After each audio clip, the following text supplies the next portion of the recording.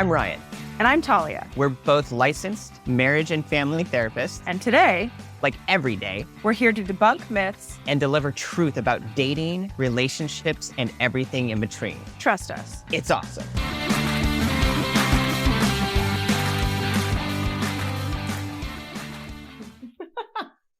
Great. Episode 95. Let's turn on the magic. I am so excited to talk about this. When you said that, I was like, oh, let's do that episode. Let's do that episode. Yes. Let's actually tell people what we're talking about before we dive in. We're talking about porn. We are talking about porn. We are talking about pornography. Mm-hmm. And how actually, I mean, that's such a common topic in relationships, as well as in our offices. We can really see couples come in struggling because they have different views of pornography. So we wanted to kind of walk through that today about how to address that when you're in a relationship and you have one perspective, your partner has another, and some great ways to be chatting about it. Yes. And I want to note, we talked about this off air, that this episode's content and intention obviously is for adult listeners. So I want to make that disclaimer. You must be an adult to finish listening to this. So if you're not, shut it off. And secondarily to that, this is separate and distinct from, though this I'm sure could lead into at a different episode of discussion, this is separate and distinct from a clinical pathology or a pornography addiction where the behavior has caused clinically significant impairment for the individual or is wreaking havoc and has potentially created other ruptures or infidelity in the relationship. So this is not a clinical pathological discussion about pornography addiction. That is a separate episode. This episode is focusing mostly on when a couple has a value difference of if it is okay to watch it or not. Do I need to be there or not? What mediums are you using for the pornography or not? This is more just the general discussion when it's not coming in as like a clinical, like they cheated on me for this, they did, like that's a different, and the addiction part is a different episode. So I want to make that disclaimer. Yeah, great disclaimer. And a different important topic that maybe we'll tackle another time. Yes, absolutely. This is, so setting the stage, like you're mentioning, this is when there's this differences of, say, one partner does not enjoy pornography. It's not something that they literally turn to either bring into the relationship or use for masturbating, and actually feels like if their partner were to use pornography, they would feel like a betrayal. Correct. Like they're turning to see these visuals, and it's not within the relationship. And that's one partner's perspective. Right. And the other partner uses pornography. I'm going to use the term responsibly because I tend to look at it as like a parallel of like alcohol, if you will. Where it's an engagement in a substance. That could have the potential for harm, but when used in, it's difficult to word this, but like when used in small doses, responsible amounts. I mean, there's also research out there of like the impact and the effects on obviously certain kinds and certain mediums.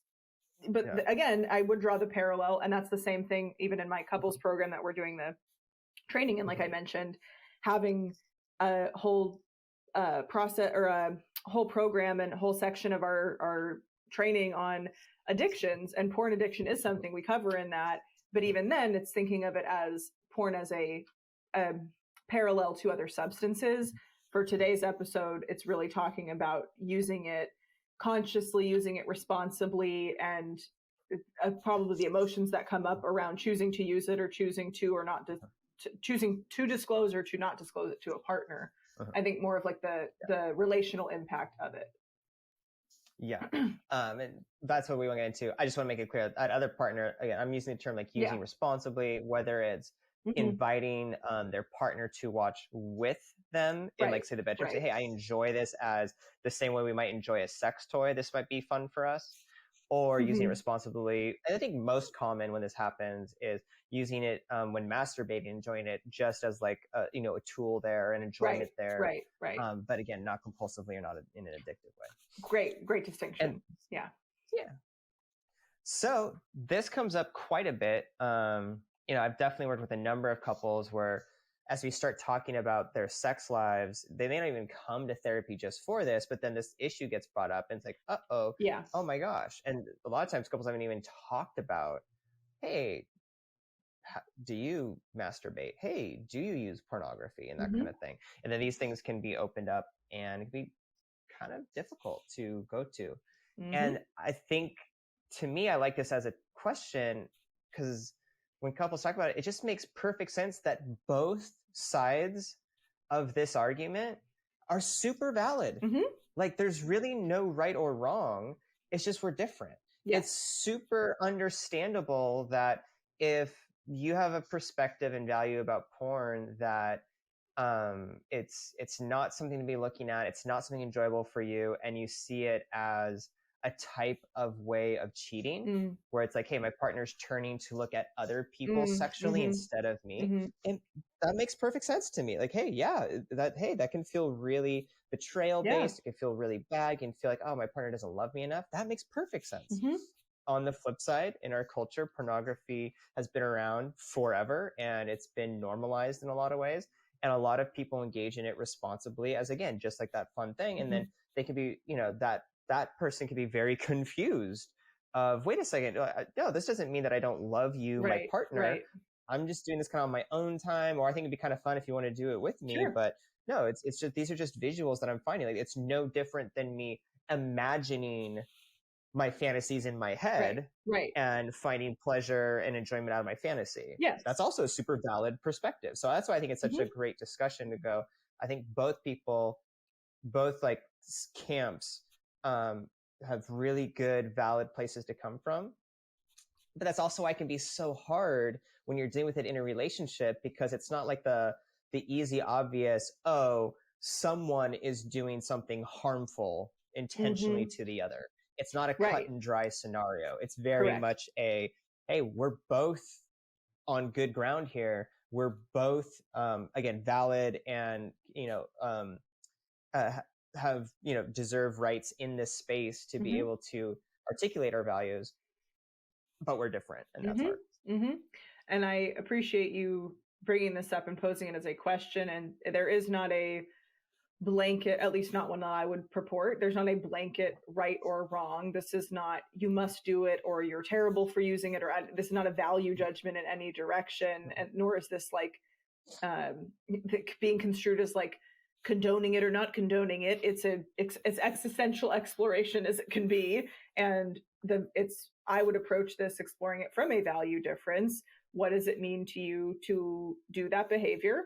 What do you enjoy about it? Are there ever any feelings of guilt or shame? Like, what emotions at all do you experience about it? And then similar to the other partner, let's say the one that's not, there's like pro porn and not pro porn, or like uses it and doesn't use it. We can just call it into that. It, like not into it. Into it, not into it.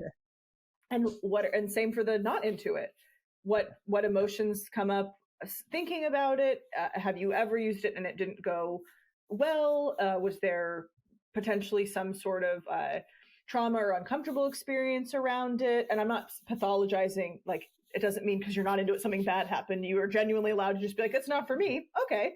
I would be really curious, though, to explore that. And I have with couples and individuals, too.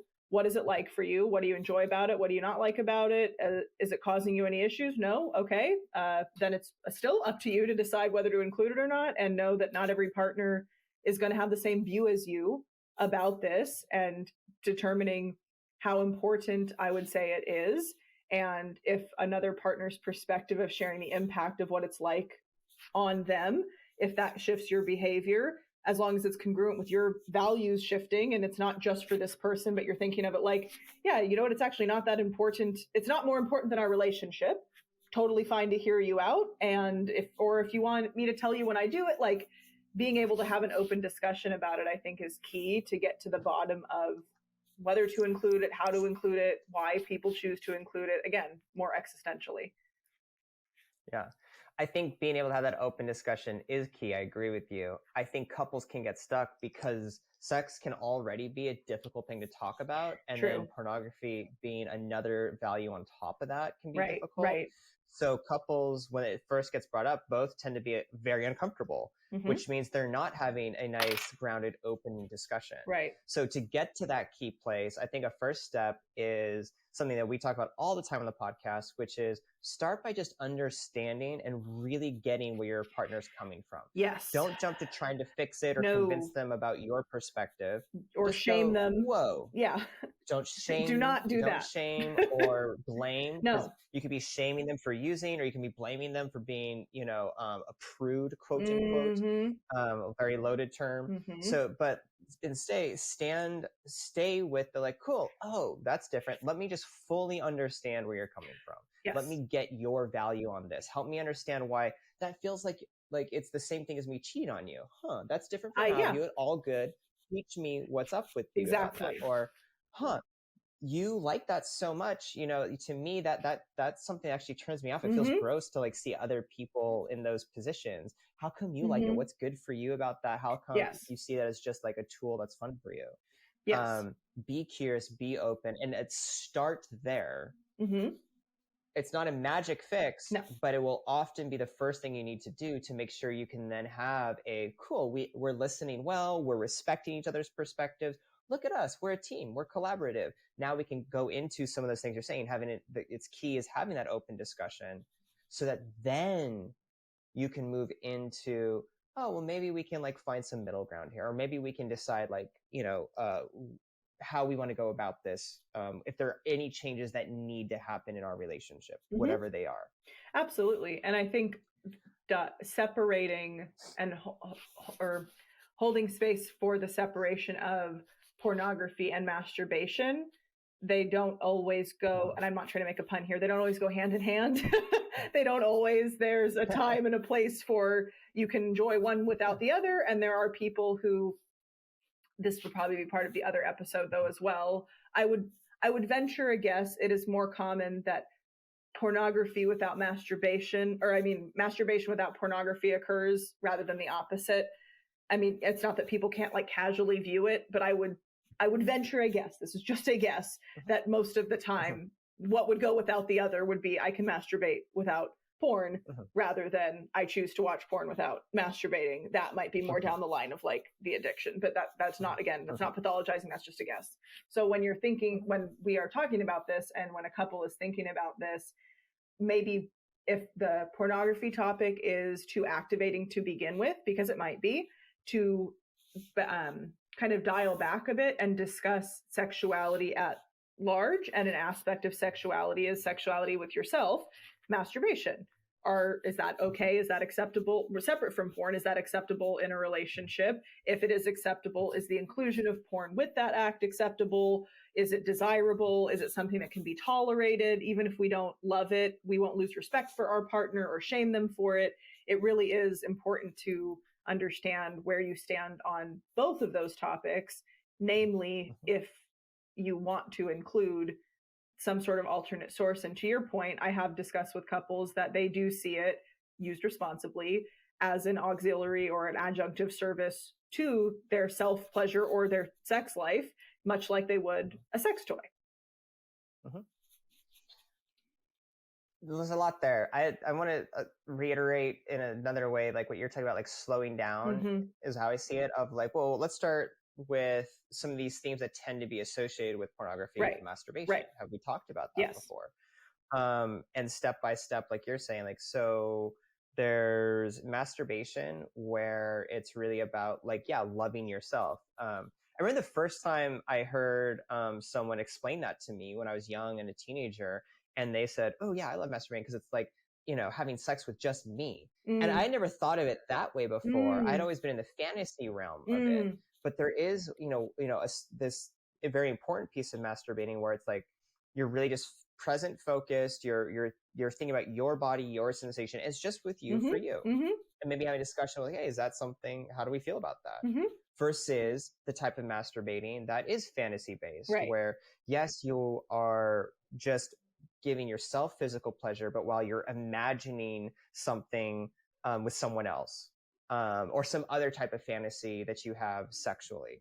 And so there's going to be an emotional component to that, because inherently, if you're fantasizing, you have some kind of like connection to what that fantasy is, whether it's another person, whether it's with your current partner, but maybe in a different location or style or role play that you're fantasizing about.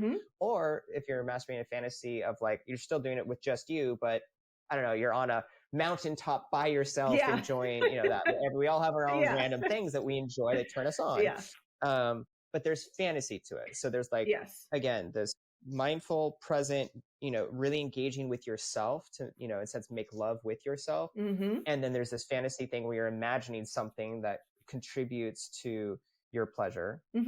Just breaking those down. I don't go too much the rabbit hole of just masturbation, but like having that be part of this discussion. And like you're saying, where do those values come from? Is that something you make comfortable with? Was that something taboo in your culture and family culture?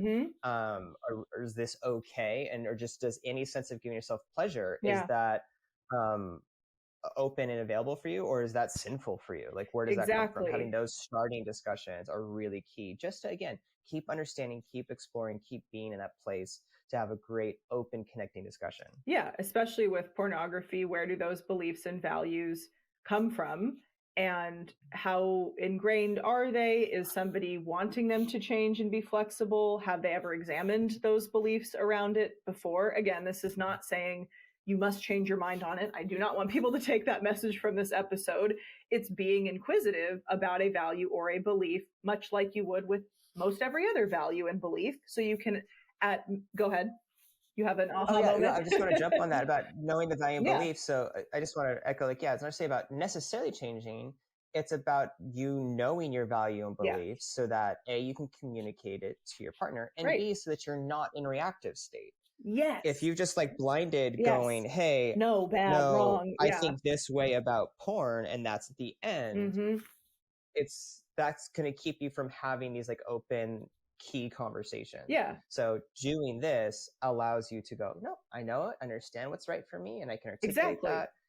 And I'm not being just reactive. I can choose my response because I know me. Yes. And whether or not the mindset or the belief or value are changed by the end of it, that's not the goal of it. The goal is, to your point, of being in a non-reactive, receptive, open, listening state and gaining an understanding. And the understanding does not have to alter anything except the felt sense of closeness with your partner and a deeper, more connected understanding and exploration of what they feel and think about this specific topic. So I'm very much so pro existential questioning without shame and guilt, and both people understanding where it comes from. And sure, pornography is a very triggering topic. And to the point we brought up earlier, responsible use makes a lot of difference. The type of pornography being viewed, the means and the media, the media source in which it's being consumed also makes a difference. And I would say most of the couples I've worked with on this topic, there are parameters of what they're cool with and what they're not cool with. So sometimes they'll come in with absolutely not. And as we have these open discussions and learnings and understandings, they more deeply understand what it does or does not mean, what it does and does not mean to their partner. So there's responsible wiggle room, not that they're compromising themselves or their values, but they're going, okay, with this knowledge of how you've explained the impact that it has using it or not using it, I can see now what this means to you, and here's a compromise. Or I can see what this means to you, and I'm cool with it as long as you're not paying for it. I'm cool with it as long as it's not a live video like cam person that you're interacting with. I'm cool with it as long as it's not exploited. Like, if you're thinking about it from those perspectives, and I know this might sound new or odd for people listening, of like they're being very analytical about this, but that is what couples I would recommend have to discuss if this does come up in especially our clinical room. Let's talk about it. You want to talk about it? We're going to talk about it like we would pretty much anything else.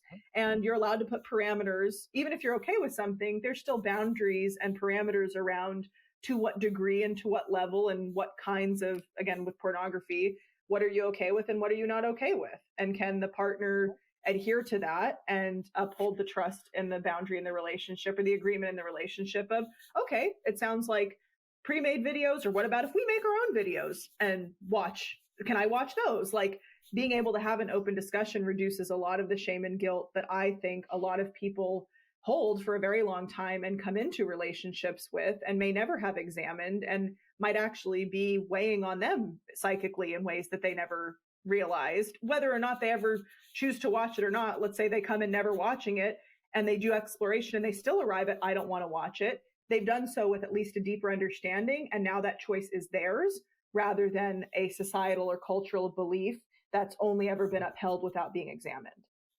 Mm-hmm. Exactly. And again, that all just feeds into a really good discussion if both partners are coming at it with openness, respect, and curiosity. Yes. So that you can come to some of these mutual understandings. And, we keep saying, and I do want to keep saying this, that this isn't necessarily about trying to change one person's value base. Correct. Because as we acknowledge, both perspectives are super valid. But in a kind of, there's a term for it. Forgot the term. Go move on. But what's interesting is that by coming into it with acceptance and not trying to change, that's the mentality that actually can allow couples to, in a sense, compromise or collaborate the best. Mm-hmm. When you're going, okay, I'm not trying to convince you of my perspective. Right. I'm just trying to listen. Then you realize, oh, wait, we can find our common ground there. Like you're saying, maybe it's about the type of stimulation that's consumed. Right. Where then there's just some parameters on it, because we've attuned to the fact that for one partner, it feels almost like cheating. Mm-hmm. Because if you're looking at, a live cam person, that's like an interactive experience. That feels like cheating. Or, right. This is also, how do you define pornography? Some people like, True. well, if you're using Instagram accounts and you're scrolling and using that to masturbate, is that pornography? Not technically, but right. It's in that same vein, and that can feel the same thing of betrayal. So with this open discussion, be like, so what really matters is when there's like an actual emotional connection, as in the potential for relationship, that's not useful. That really brings up those feelings of, that doesn't feel good for my partner. Mm-hmm. Okay, so then maybe it goes into other realms that's safe. Maybe it's still images of pre-done something. I'm mm-hmm. thinking like old school, like Playgirl, Playboy stuff. Yeah, the magazines, Or if you're watching sex scenes from movies, right. that are, really like intense movies, sure, but know that they were made in a professional way. They're not actually having sex, that kind of thing. Then maybe I don't know, I'm just kind of spitballing here. But that's the place where I'm saying like that compromise can happen, or that collaboration. Right. But again, it's because it's starting with a space of, let's just learn and understand. We're not trying to like push each other's values separately. We're getting a deeper understanding of what those values are, because that's where we find the middle ground. Mm-hmm. Now we're finding the middle of, we're still staying true to ourselves and being okay with it. Oh, and that actually, sorry, I'm going to keep rambling on this piece. That's a good example of going like, oh, well, yeah, I've really, if you're the partner who's like, yeah, I've really wanted to continue to use, pornography, but now I get a deeper understanding of why my partner doesn't like it so much. Right. They're worried about the type of abuse that can happen in the sex industry to workers. Or they're like, no, it does feel like a betrayal, even if you're just looking at someone else mm-hmm. and thinking about them in a fantasy way. Then I get like, okay, well, that's still something I enjoy, but you know what? It's not maybe that big of a deal to me. So I'll keep it in my fantasy world mm-hmm. and I won't use it. I'm not suggesting that's what to do, but my point is that's another example of when you sit and listen and understand where each differing value comes from and get that like aha moment, that's when couples can find new solutions and they can find that middle ground. Yeah. And I have two notes to bring up. So to actually get the definition of pornography as a noun, you know me and my linguistics, it's printed or visual material containing the explicit description or display of sexual organs or activity intended to stimulate erotic rather than aesthetic or emotional feelings. That is the dictionary definition from Oxford Languages. So thank you, Oxford. Thank you, Oxford. I would also say with that definition, and part of what you brought up as well, is the the mediums and the natures of the videos, I would say it's pornography, even not online, has been around. There's been stories, there's been depictions of it, there's been murals of it in ancient times. Like, this is not a new thing that human beings are fascinated by the erotic stimulus of other human beings. So I want to put that out there just historically. This is not like a problem just with the internet. Can it be compounded by it? Of course, but so can anything on the internet. And the view, honestly, everything is. The views of if it's okay, whatever operational definition you want to give to that word in this context, if it's okay or not, and to what degree is it okay or not, has largely varied with different industry changes in the sex industry and even in the pornography industry. And to your point, I think if it is coming from a value of, I don't want people to be taken advantage of, I don't want people to be put in unsafe situations, I don't want it to be exploitative, those are more moral/value discussions that are definitely worth having with your partner. And ideally you have a similar viewpoint, or at least one is like passionate about and one is neutral and supportive about these viewpoints. That can be a part of why I don't want certain kinds of things watched, or same thing. I mean, not the exact same thing. I would say parallel process if you don't support other companies because of child labor issues, or like owners of companies who engage in like big game hunting and you're against it. Like, you can choose to not engage in something based on your values, and porn can be one of those things, 100%. It's also very important to have an understanding of, in part of that, exploring where this comes from. If it's a no thank you, was there a trauma around this that's informing the partner's viewpoint? Or was this a personal thing for them that they had to use that in their past as a career and they don't want to be triggered by it? Very valid thing to be able to safely bring up. And it might be stemming from, to your point, that concern of, I don't want it to feel like infidelity. If it's only a picture on Instagram, this might be even separate from porn. Is that stemming from a self-esteem concern of a feeling of not enoughness? And then anything in the direction of another person would be viewed as a threat, especially all the way to it being pornography. So again, highlighting just how valuable this deep exploration is with your partner. It could be stemming from many different factors, and you'd want to be clear on that. And then the choice to continue or not continue it is really about honoring the partnership and where you're at and the agreement on those other moral or value discussions, more than it is, well, I don't get to do this behavior anymore. You totally can. And your partner's also allowed to say, just so you know, if the behavior continues, I will not be here anymore. So pick your choice. Exactly. Actually, I want to dive on that example you brought up. Not to give again recommendations, but kind of like an example of how I might look through something. Yeah. So when you're mentioning that, the example of, it's actually more, I'm uncomfortable with my partner using pornography because I'm struggling over here to feel attractive or desired or wanted or loved enough. That comes out from this discussion. That's the scenario. Then cool. Then I can see a place where a couple as a team can go, oh, all right. So let's nurture that growth and healing. Right. Let's make sure that as a team, we're attuning to you feeling wonderful about your body, you feeling desired by me. Oh, sorry, I don't know why I switched roles. First I was the person there and then there. But so hold on. So the partner who is struggling with feeling desired and loved, then you're working as a team with their partners so that both are attuning to that person feeling safe, loved, desired in their body, sexy in their body, and a priority. That's always key. A priority sexually. And then the discussion suddenly shifts away from if we're using porn or not together, or if one partner is and the other isn't. It turns into a deeper understanding of, no, this is about healing some old insecurities through the relationship. Right. And then maybe that means that as that heals, that partner who was struggling to feel that realizes, oh, I feel so good. And I feel so confident that my partner does desire me, craves me, views me, sees me, loves me.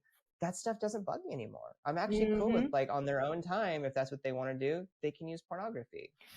True. I'm not saying that has to happen. I'm just pointing out how that could go down. Yes. On the flip side, I do think then that's where a good discussion can be for that person. Oh, well, we want to work on my partner feeling so much more better about themselves.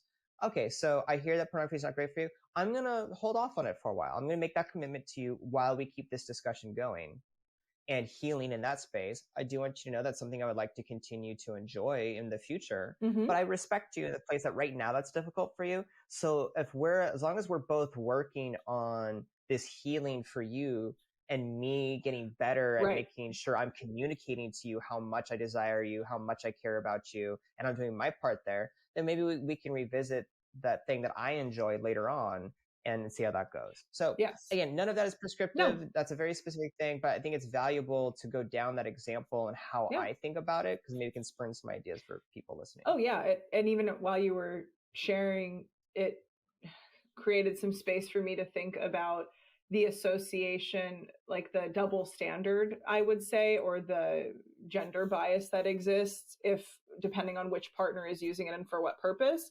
The content of the material that's being consumed. If a partner is exploring their sexual orientation and they're watching whatever, consuming media, we'll just call it, towards that choice, shall we say, or in terms of like the mental fantasy of engaging of like, I'm not thinking about my partner, I'm thinking about being with another girl, or I'm thinking about being with another person or a group or whatever it might be on the top of the mountain while I'm rock climbing, the mountain example, whatever you're into, and thinking of it as what would be behind making those choices to engage in certain kinds of media and what brings the person pleasure, as well as if the toys are being included. Because what I've seen more often than only porn being the problem is the desensitization of the genitals with utilizing some tools and some toys. And so it's, again, this is a subset. It's not actually about the video not being there to achieve orgasm, if that's the goal for whatever the sexual encounter is. It's that hands, mouths, and genitals are simply not going to be the same as a mechanized object. That's just like, they're not the exact same and they're not going to feel the exact same. So oftentimes what I recommend with couples who are struggling to figure out your chicken or the egg, which thing is causing maybe some lack of satisfaction when we are having partnered sex or foreplay, is to decouple the use of whatever extra toys with the use of the media to really see what might be leading to that. And then you can, desensitize and come back in and try it again. And that can also be quite helpful if we're finding that the use of both at the same time might be impinging upon the couple being able to enjoy sex, whatever that looks like with each other. Yeah. This is actually thing I was going to mention this near the end, and we're kind of getting there. But I wanted to mention 2 bits of research that are arguments for and against using pornography. And one is what you're talking about, that desensitization thing. There is a lot of research that shows that regular habitual use of pornography can lead to lower satisfaction in your relationship. Yes.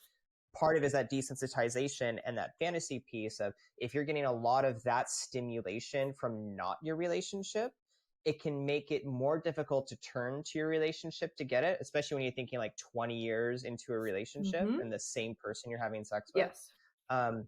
And then also it desensitizing because you're used to all that novel stimulation because of pornography use. It can be hard because your 20-year relationship is not going to be necessarily novel stimulation, even if you're in a pretty communicative open and you're trying stuff over time. It's just not. You can only role play for so many times. Like it's the same. Your mind can be great. Hey, my characters are spot on. Okay, I have accents, I have outfits. I've traveled to different countries. Like. I go on vacation specifically for the new outfit. Okay. That mountain, I'm telling you. So that's one body of research, though, that actually like, pornography does have genuine costs. On the flip side, there's research, not as much, but there's still research that shows that when couples consensually choose to engage in different types of sex toys, including pornography, it heightens their sexual satisfaction and connection together. So there's also that plus side. That there you go. There's also places to show that when this is happening together, that can be good. Yes. I will point out, like, those are the, I don't remember these specific studies. I can't cite them, which is the best thing to do when we're actually giving real information. But what I take from those memories of learning these things is that there is a genuine cost when you're using pornography individually to pay attention to. Correct. A genuine cost to the relationship, potentially. Yeah. And there's great potential value of using it within the relationship. Again, when it's consensual, open, and in a good place to talk about it. Those are things that I kind of thought were really interesting that couples can bring into this discussion when they have differing views of pornography, just to get curious and say, oh, well, maybe to challenge my perspective of, oh, I like pornography. I haven't looked at the costs of what it's costing. Or to challenge my perspective that I'm not okay with pornography and go, oh, I haven't looked at, maybe there's some bonding and connecting that can be used with this tool. Interesting discussion. And depending upon, how would I want to word this? Depending upon if the use is occurring, how far into the relationship is it examined / included? If you're going from being single or non-partnered, and that is the utilization tool that you use when you masturbate, if you do that and you satisfy your own needs that way, there may be an adjustment. This is not pro or against, but there may be an adjustment phase in which your body has to recalibrate to, oh, we actually don't need to do that anymore as the only way to meet our needs. We now have a partner and we're learning each other's bodies and we're figuring that out. You can still, pending your own values, etc., include masturbation. Many couples find they don't want to as much. Some couples find they do want to more as a way to explore what feels good, to tell their partner what feels good. And not every time we engage in even a masturbatory act is the goal to have an orgasm or the goal to have completion. Sometimes it is used as a self-reflective process, and sometimes it is used as a way to reconnect to the self, similar to the choice to include porn. If a couple makes that doesn't mean it's going to be that forever and always, amen, whatever it is, like here it is here on out for the rest of time, you're going to use it every time. There are seasons and phases, even within our own individual exploration of our sexuality, that we will have differences. There is data and research out there, and I can find some links after, we can put them in the show notes to make sure we have at least some representation of it, because I agree, I think having that research is helpful. And research can be biased. Like, we also have to include people's individual cultures and values, and we've made that very clear as the foundation. There's research and data that the earlier that you are exposed to it, because simply of the desensitization process, much like being exposed to any other substance from an early age, the likelihood that you will need more or different or dosage differences, so to speak, increases, mainly because that threshold changes. If I've seen one video once and it was the first time I ever saw it, my brain is going to be like, this is new and novel, to your point. So the longer that you may have done it as an individual, give yourself empathy and grace and share with your partner. Maybe you don't have to lay yourself fully bare, but this is something that's not brand new for me. I would like to make these changes, let's say, as one outcome. I need time. I need time to recalibrate and adjust to not include this behavior and include more of this behavior, and make that an out loud, this is the key part, make it out loud communication, so that neither partner feels like they have to be ashamed or in the dark about the others, their self behavior, like their own behavior or the other person's behavior. Yeah. And I think that's like also like one of the important goals of opening this discussion up is making sure that neither partner feels silenced or has to be in the dark. Yes. Whether they can't vocalize their sadness or discomfort when they've learned that their partner is using pornography, or that they have to feel silent and sneaky and kind of hide that something that they enjoy that feels right for them sexually. Great point. By using pornography. Great point. So all of this is in like opening this up to have these good discussions. Yeah. I think just the very last thing I would mention is there's another part of this where, you know, couples can listen to this, have these open conversations, and there is a place where you can get to like a stalemate of, we really are just kind of like, we understand each other fully and we're not adjusting. In that case, that's also another episode, like how to get through blocks. Also, that's tend to be where you do call in a professional and go to a couples therapist to be like, interesting. So you've done all this great work. Do you actually sit and listen and understand? Okay. And do you have these open discussions? And yet something's happening where it just really is a complete value block wall hitting. Yes. That might take a little bit more professional work to like figure out what to do. Absolutely. And if you follow the guideline, I don't even know if we call it that. If you follow the discussion that Ryan and I brought up today at all and use these questions in your relationship or even with yourself, and you find that there are some answers where it's like, oh, I think it might be more than that, or oh, it actually does cause me this, or what if you are doing your own inventory or self or couples inventory and you or you and your partner arrive at this might actually be a problem we would like to address, or this is larger than the discussion we're able to achieve on our own. Absolutely, please seek professional help. It's not about shame at all. It is so remarkably helpful to not feel like you have to do it all yourself, to not feel ashamed of whatever is going on, and to know that whatever healing you are hoping for and whatever healing looks like is, I'm not going to say a guarantee, but it is possible with further exploration of self and the values, etc. And before it becomes problematic, better to address it before it becomes very problematic. And if it already has become problematic and it's a change you'd like to make, there are treatments out there and there are different behavioral ways of being out there that can help curb this so it doesn't cause so much shame or guilt or problem in a relationship. Again, even if you're just solo, but especially if you're in a couples relationship, porn addiction can be a huge problem, and it also can have a grand solution on the other side of it once treated properly. So I want to speak into that there is hope. Uh-huh. Yeah. Absolutely. Yeah. Talia saying there's hope. Well, let's end it on that. Boom. Cut, paste. Remember that exists. Talia, giving that hope message to all the listeners. Yes. Get it. Thank you for listening, everybody. This was a wonderful discussion. I feel like we really covered a lot. There you go. Yeah. We always do. But yes, thanks everyone for listening. Yes. If you have any questions for us that you want answered on the podcast, shoot us an email, Ryan and Talia at thecouplesguidepodcast.com. Yes, and if you have a more specific question that you don't want to email in or you just want to hop on my Q&A, my Instagram is where I'm most active. It's at Talia Bombola, so my name. I'm sure everybody who is 90-something episodes in is familiar by now how to spell it. And you can ask a question on there. And if I view it and I think it'd be great for a long form question, then we'll bring it on the podcast as well. And if you liked this episode, please share it and subscribe if you want to hear more. Thanks again, everyone. Take good care.